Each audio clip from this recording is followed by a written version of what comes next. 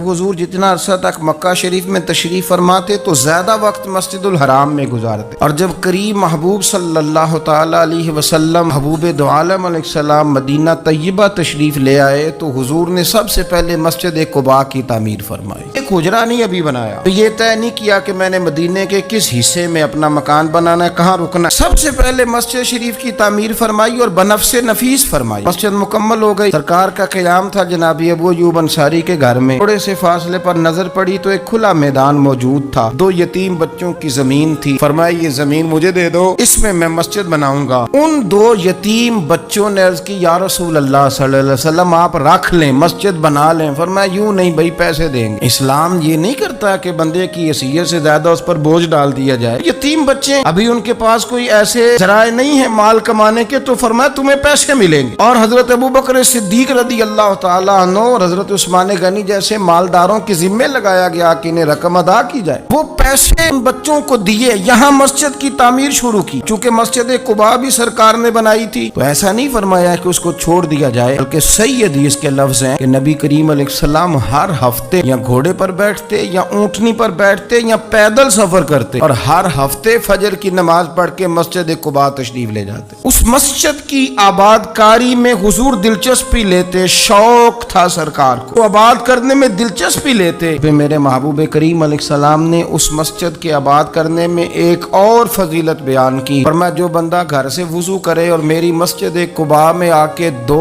रकत नफल पढ़े, अल्लाह के रसूल का वादा है अल्लाह उसे पूरे उम्रे का सवाब अता फरमाएगा। आप देख ले मदीना शरीफ में जिस तरह मस्जिद नबवी शरीफ हर वक्त खुली रहती है, मस्जिद कुबा भी हर वक्त खुली रहती है, हर वक्त वो मस्जिद मौजूद है। दिन को जाएं रात को जाएं, को वहाँ नमाज पढ़ने के मौके मुयस्सर है। हुजूर ने बनाई भी है और मेरे नबी ने बसाई भी है, तो पूरी तरह बसी हुई है। वहाँ लोगों का आना जाना है, वहाँ हर किस्म की खुशबू। यहाँ हुजूर ने मस्जिद की बुनियाद रखी। हुजरा कोई नहीं अभी बनाया, किसी ज़ौजा के लिए रहने को कोई जगह नहीं बनाई। अब शौक देखें मस्जिद के साथ हुजूर की दिलचस्पी देखें कि सरवर कायनात सल्लल्लाहु ताला अलैहि वसल्लम ने मस्जिद नबवी शरीफ की बुनियाद रखी। मस्जिद के लिए हुजूर ने खुद बनफ़से नफीस तामीर में हिस्सा लिया। हुजूर पत्थर उठा के लाते, मस्जिद की तामीर में काम करते। हजरत सैयदना अबू हुरैरा रदी अल्लाह तआला अन्हु फरमाते हैं हम एक ईंट उठा के लाते थे, तो हजरत अम्मार बिन यासर रदी अल्लाह तआला अन्हु 2 ईंटें उठाते थे। तो जब वो ईंटें उठा के ला रहे थे तो उनके कपड़ों को कुछ मिट्टी लग गई। जिस तरह इंसान किसी बच्चे को शाबाश नहीं देता और कभी किसी बच्चे को मिट्टी लग जाए तो उसके कपड़े नहीं झाड़ता, सरवरे कायनात सल्लल्लाहु ताला अलैहि वसल्लम ने जब देखा, ये बुखारी के लफ्ज हैं, सैयद आलम अलैहिस्सलाम ने जब देखा कि हजरत अम्मार बिन यासर के कपड़ों को मिट्टी लग गई है, तो हुजूर सल्लल्लाहु अलैहि वसल्लम करीब गए और सहाबा फरमाते कुर्बान जाए, हुजूर ने अपने दस्ते मुबारक से उनके कपड़ों की मिट्टी झाड़नी शुरू कर दी। गोया मस्जिद बनाने वाले मजदूर के साथ नबी पाक अलैहिस्सलाम की इतनी दिलचस्पी है, अगर उसके कपड़ों को मिट्टी लग जाए तो हुजूर अपने यदुल्ला वाले हाथों से वो मिट्टी साफ फरमाते। हमारे यहाँ तो हमारा मिजाज नहीं मस्जिद की तरफ तवज्जो देने का। अगर कोई 2-4 बंदे मस्जिद की कमेटी में कभी जबरदस्ती उलझ जाएं, उनको उलझा ही लिया जाए, तो सबसे पहला फतवा ये लगता है कि ये बंदा खजानची है, मस्जिद को खा गया। और अक्सर ये बातें वो लोग करते हैं जो एक धेला नहीं देते मस्जिद में। उनको बड़ी फिक्र होती है दूसरों के पैसों की, उसने पैसे दिए थे तो ये खा गया। मस्जिद की आबादकारी में आप हिस्सा लें, तो को धेड़ने में आप किरदार नहीं अदा करें, क्योंकि मस्जिद अल्लाह की रिजा के लिए। मेरे नबी पाक अलैहिस्सलाम ने फरमाया जिसने अल्लाह की रिजा के लिए मस्जिद बनाई उसने अपने लिए जन्नत में मकान तामीर करा लिया। शर्त यह है कि अल्लाह की रिजा के लिए पार्टीबाजी के तौर पर मस्जिद न बनाए, रज़ा इलाही के लिए मस्जिद बनाए। मस्जिद के साथ दिलचस्पी होनी चाहिए, मस्जिद की सफाई करें, मस्जिद के साथ देखें कि कौन सा बल्ब खराब है, उस बल्ब को आप चेंज करके तनकीद करके चले जाना कि फलाना बंदा फलाना काम नहीं करता, ये तो बड़ा आसान काम है, ये तो आप किसी से भी करा कि फलाना गलत है, फलाना गलत है। चीजों को गलत कहना, बंदों को गलत कहना ये आसान है, गलत चीजों को ठीक कर लेना ये मुश्किल काम है। वाला मेरे भाई फरीजा सर अंजाम दे, कोशिश करें मस्जिद के आप करीब आए। हजरत तमीम दारी रदी अल्लाह तआला अन्हु मेरे नबी करीम के सहाबी हैं, उन्होंने ना सबसे पहले मस्जिद में आके चिराग जलाया था। इतने राजी हुए मेरे नबी पाक, इतने राजी हुए, फरमाया तमीम तूने मस्जिद में चिराग नहीं जलाया, तूने तो अपनी कब्र रोशन कर ली, और फरमाया तुमने तो मुकम्मल नूर हासिल कर लिया है, मुकम्मल। खास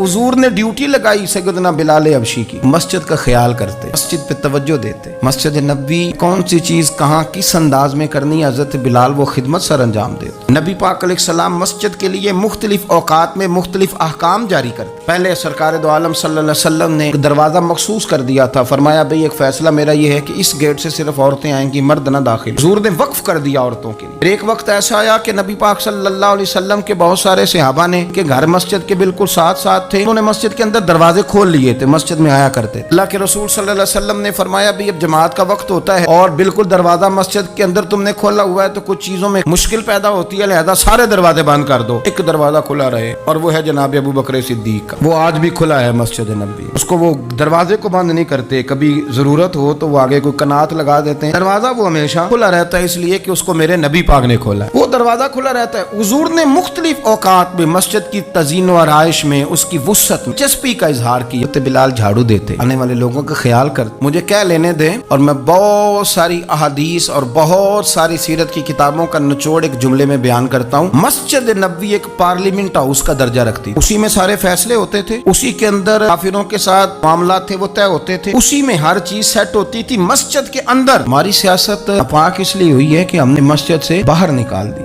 تب یہ مسجد کے اندر تھی، وضو کر کے لوگ بیٹھتے تھے، قرآن پاک کی آیات بیان کر کے اپنا موقف بیان کرتے، بڑا صاف ستھرا نظام چلتا تھا۔ امیر المومنین کا پارلیمنٹ ہاؤس مسجد ہوتی تھی، مسجد میں بیٹھ کے سارے کام کرتے تھے، مسجد کے پاکیزہ ماحول کے اندر سارے کام مکمل کیے جاتے تھے۔ حضرت سیدنا بلال حبشی کی ڈیوٹی تھی، جن لوگوں نے مسجدیں بنائی ہوتی ہیں ان کو مسجدوں سے پیار بھی بڑا ہی ہوتا ہے۔ حضرت بلال حبشی مسجد کی خدمت کرتے تھے، پھر حضور کے وصال کے بعد وہ ملک شام تشریف لے گئے، وہاں انہوں نے وقت گزارا۔ حضرت عمر فاروق رضی اللہ تعالیٰ عنہ جب ملک شام کے دورے پر تشریف لے گئے اپنے دور خلافت میں، تو کہتے ہیں میں جناب بلال حبشی سے ملنے گیا، کہتے ہیں حضرت بلال نے سب سے پہلے مجھ سے پوچھا کہ بتاؤ میرے نبی پاک کی مسجد کا کیا حال، تو فلاں کونے کی کیا پوزیشن ہے، وہ فلاں جگہ سیدہ عائشہ کے حجرے کے پاس فلانا کام ہونے والا تھا، کی کیا پوزیشن ہے، کہ ایک چیز کے بارے میں پوچھا۔ خوبصورت فرمان ہے حضرت عبداللہ ابن مسعود کا، فرمایا کرتے اللہ کا کوئی بندہ جب مسجد میں کسی مخصوص جگہ نماز پڑھتا ہے نا، تو جب وہ کچھ دن نہیں آتا تو مسجد اس کا انتظار کرتی، مسجد اس سے ڈھونڈتی ہے، مسجد پوچھتی ہے وہ کدھر گیا، قربان جاؤں۔ فرمایا اگر وہ بندہ انتقال کر جائے، وہ دنیا چھوڑ جائے، مسجد کی وہ صف روتی ہے، اسے ڈھونڈتی ہے، وہ اس کو تلاش کرتی ہے، وہ اس کے لیے آنسو بہاتی، اللہ کے حضور التجا کرتی ہے کہ یا اللہ وہ یہاں رہا کرتا تھا، یہاں نماز پڑھتا تھا، وہ یہاں آیا کرتا تھا۔ کسی کو بیٹے رو رہے ہیں، کسی کو بیٹیاں رو رہی ہیں، کسی کو وہ لوگ رو رہے ہیں جن کی ضرورتیں پوری کرتا تھا۔ یہ جو مسجد سے پیار کرنے والا تھا، مسجد کا نمازی، اس کے لیے مسجد کی صف، مسجد کا مصلی آنسو بہاتا ہے۔ مالک وہ کہاں گیا جو یہاں نماز پڑھتا تھا، مجھے بتلاؤ۔ جس کو مسجد یاد کر